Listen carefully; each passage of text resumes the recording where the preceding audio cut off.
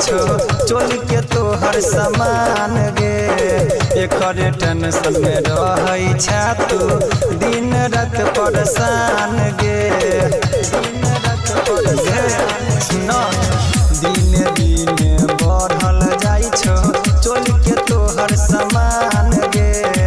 एकर tension में रहै छा तू रात दिन परेशान गे। हे तो न तोरा से अब बड़ा दास गे।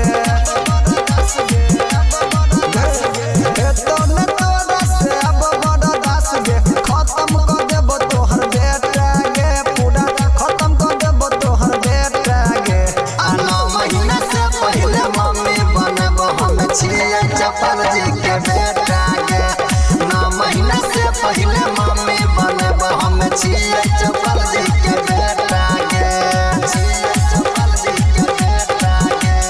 डीजी विकास बेतिया सूर्या रिकॉर्डिंग स्टूडियो हम छियै चपल जी के बेटा गे। मुकेश मवाली गाबै छो गाना देखी के तोहर चली तर गे।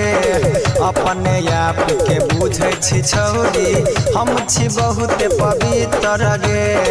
हम छी बहुत पवित्र। सुन मुकेश मवाली गाबै छो गाना देखी के तोहर चली तर गे। अपने आप के कहै छी छौरी हम छी बहुत पवित्र गे।